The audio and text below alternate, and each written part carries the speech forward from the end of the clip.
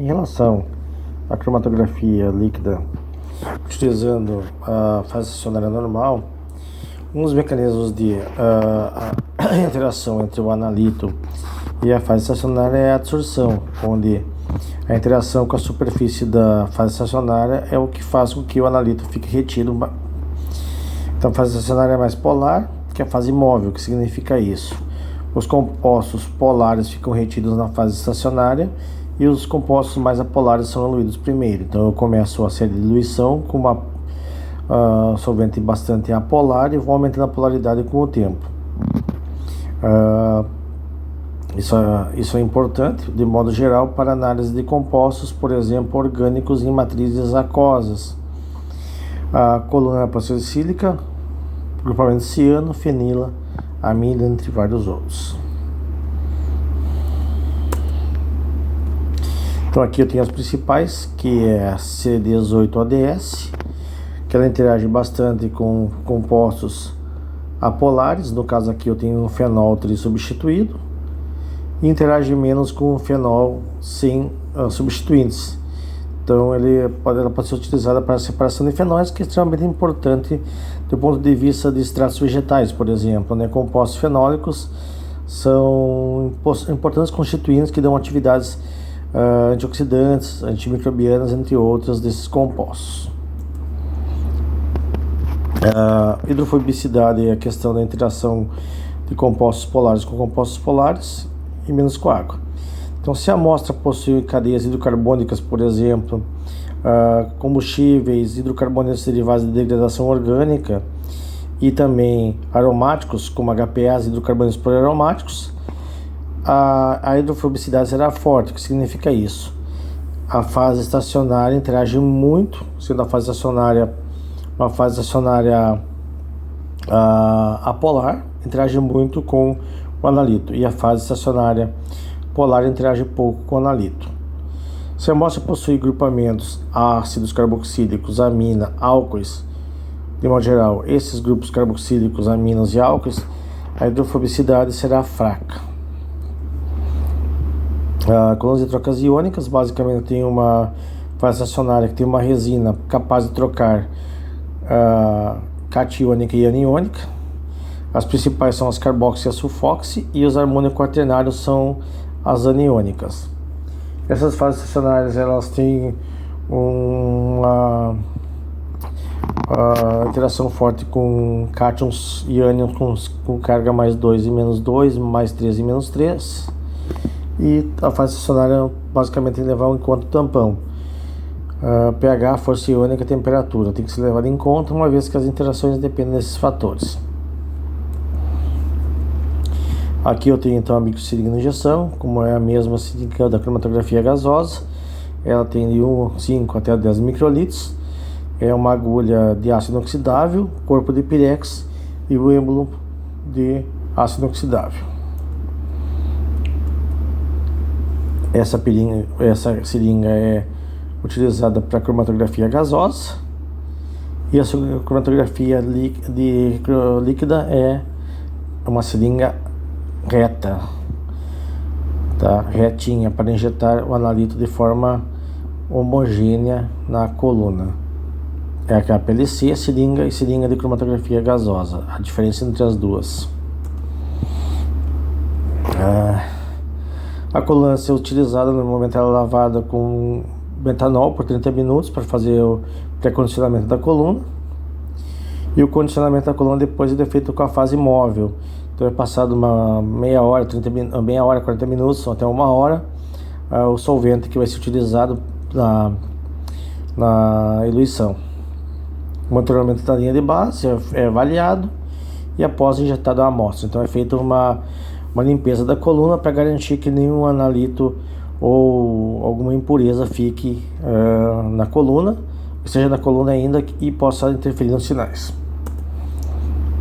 Então eu tenho os parâmetros para serem avaliados, que é o fator de retenção, o fator de separação e o número de pratos teóricos. Lembrando que sinais mais finos, estreitos e altos é o ideal que a coluna requer. Então aqui eu tenho o tempo morto, que é o tempo de eluição do solvente, o tempo de eluição do analito, que é o tempo de retenção dele, tá? Com o tempo de retenção do composto estão retidos. Então, basicamente, eu tenho que levar em conta a separação entre os analitos. A migração do analito pela coluna inevitavelmente se alarga com o tempo.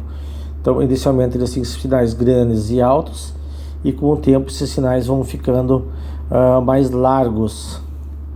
Esse efeito de alargamento dos sinais é dado pela separação deficiente de analitos com retenção próximas, picos mais largos e menos intensos, menor detectividade. Então, quanto mais alargado for o sinal, mais difícil de separar os analitos. Então aqui eu tenho a largura na metade da altura e a largura na linha base. O ideal é que eu tenha um sinal fino e alto. Lembrando que a área do sinal, a área integrada do sinal, está relacionada à concentração. Então eu tenho aqui o sistema de 4 bombas. Ele suga 4 solventes com polaridades diferentes, vai para um misturador, essa misturador mistura os solventes, a bomba faz com que a pressão seja controlada. Então eu injeto o analito, esse analito vai ser jogado juntamente para a coluna, junto com o solvente, com a mistura de solventes. Então aqui é misturado o analito e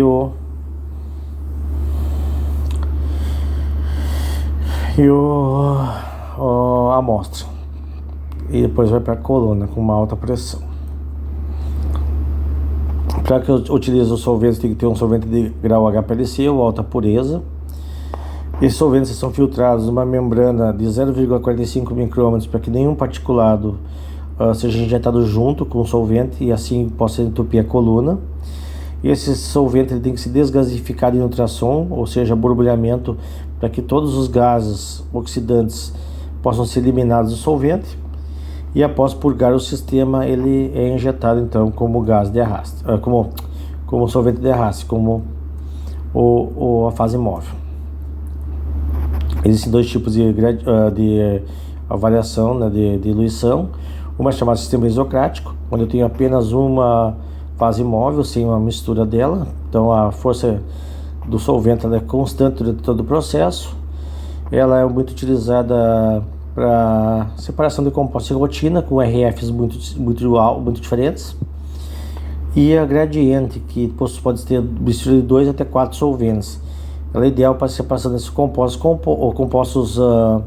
diferentes polaridades. À medida que ele vai se diluindo, eu posso fazer um controle da força do solvente, a fase móvel.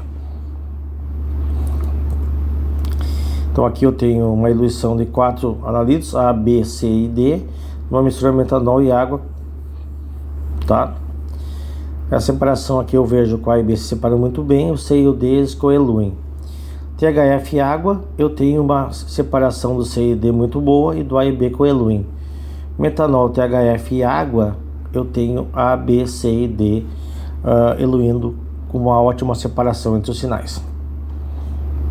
Então, um exemplo de análise. Para preparação da amostra, tem que coletar a amostra, né, uma quantidade significativa do todo, que seja representativa. Eu tenho que saber as informações do local e maior número de informações possíveis sobre o tipo de amostra que eu vou trabalhar e as possíveis interferências, contaminantes ou componentes que eu vou analisar. A estocagem e a preparação das amostras deve ser levada em conta, uma vez que a variação da composição depende de vários fatores, entre eles a possibilidade de degradação da matriz. Eu posso pensar na extração, que é líquido-líquido, que é extração por separação. Um exemplo seria a extração de compostos de um extrato aquoso com diclorometano. Líquido sólido seria a microextração em fase sólida. Soxhlet, que seria a extração com arraste de vapor, temperaturas elevadas. Fluido supercrítico, que é a extração com CO2 supercrítico. E a extração em fase sólida, microextração em fase sólida. Um exemplo aqui que eu tenho é a filtração, tá? Filtração para a remoção das impurezas da fase móvel. Então tem um filtro dentro desse suporte. eu vou forçando o solvente a passar por esse filtro que tem 0,45 micrômetros. Então os particulados ficam presos e o solvente fica passa pelo filtro.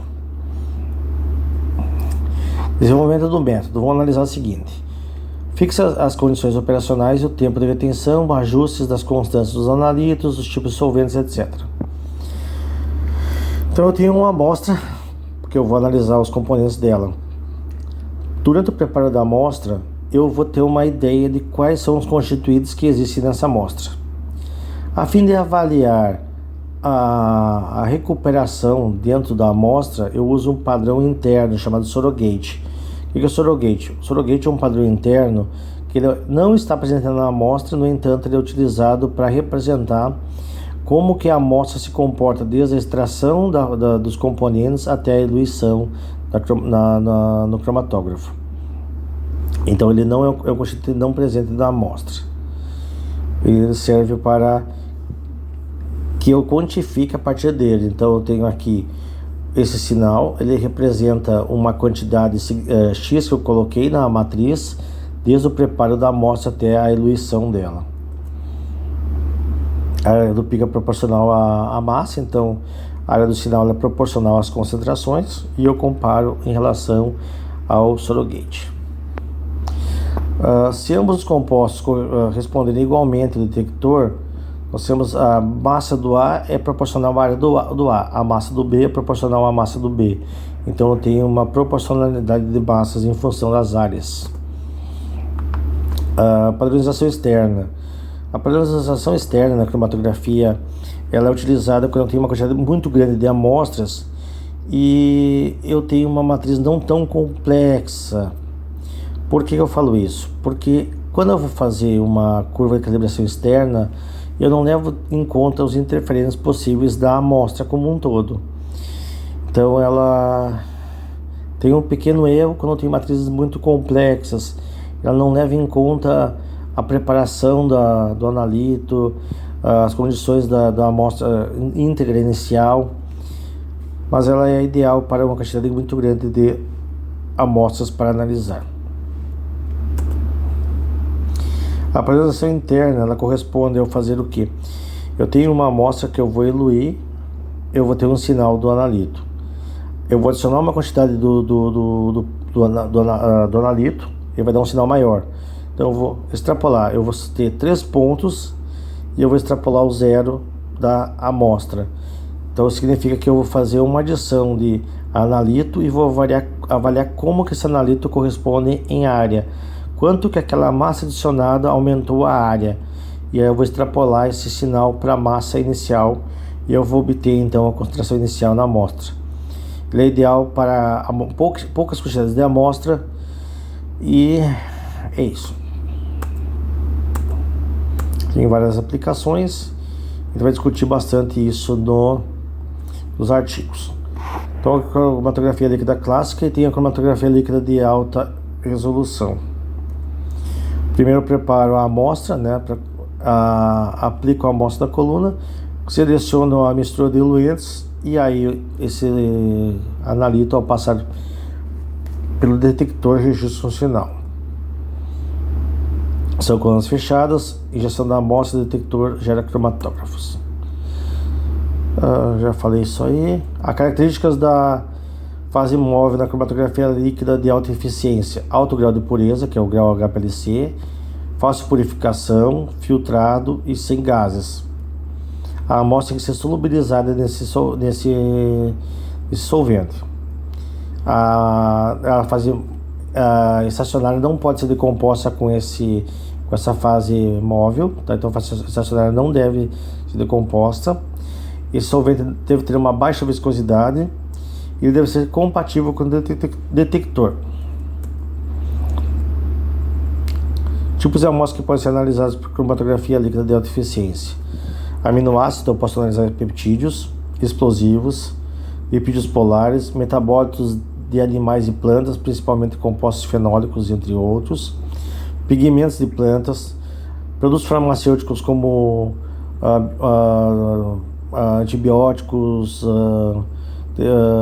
cafeína, hormônios, entre vários outros. Compostos de proteínas, tintas, entre outros. Então, entre a cromatografia gasosa e a líquida, quais são os fatores? Requisitos para a amostra. Primeiro, da cromatografia gasosa, eu tenho que ter amostras que são voláteis, são volatilizáveis, que no máximo a temperatura de ebulição seja de 300 graus, e eles não se decompõem na matriz. Então, ele é usado para compostos voláteis. E aí, na cromatografia líquida, amostras solúveis na fase móvel. Se ele for solúvel na fase móvel, pode ser utilizado. Tipos de amostras: gases, líquidos ou sólidos. Diz que a massa molar pode ser de 2 até 1.200. No caso, a gente utiliza muito até 600. Já na cromatografia líquida, de massa de 32 até 4 milhões. Então ela é usada para massas grandes. A cromatografia gasosa ela é mais sensível, 10 na menos 12 gramas, do que a cromatografia líquida, 10 na menos 9. O tempo de análise de cromatografia gasosa vai de poucos minutos até algumas horas. E cromatografia líquida a mesma coisa. Capacidade, normalmente a cromatografia gasosa separa até 200 ou mais componentes, e a cromatografia líquida até 50 componentes. Tempo de treinamento para operar, 3 meses para cromatografia gasosa, mais ou menos 6 meses para cromatografia líquida. Aplicações quantitativas da cromatografia gasosa: identificação individuais de espécies contidas numa amostra, determinação da identidade das amostras propriamente ditas. Então é levado em conta o fator de retenção. Dependendo do detector que eu tenho que ter o padrão. Se eu não tiver o padrão, eu não consigo fazer a identificação do analito, tá? A cromatografia gasosa acoplada à espectrometria de massas ela é extremamente vital para analisar compostos e seus metabólitos, tá? Os tempos de retenção estão associados ao analito. Então, normalmente, o tempo de retenção ele é um parâmetro importantíssimo para eu avaliar se o que está eluindo realmente é o analito ou não. Dentro da cromatografia gasosa, eu tenho a cromatografia gasosa com essa detecção de espectrometria de massas, acoplada à espectrometria de massas, que é ideal, né, para todas as análises, uma vez que eu tenho uma forma de identificar os compostos presentes na matriz. A cromatografia gasosa com detector espectrométrico por emissão atômica, que está associado à análise de metais também. Sim, foi um pouco usado. Para análise, então, eu vou utilizar padrões externos, que é a identificação, internos, que é para quantificação, e surrogate para recuperação. Então, na cromatografia gasosa, eu uso o surrogate, que é um analito que tem características similares. Por exemplo, para análise de hidrocarbonetos, um hidrocarboneto deuterado, que não está na matriz, eu adiciono ele para verificar desde o começo até o final do processo quanto é recuperado, para fazer a correção de acordo com o processo de extração, quanto se perde.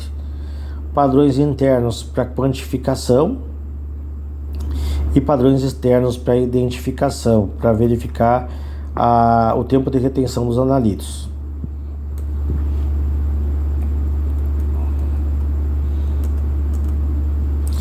Então agora a gente vai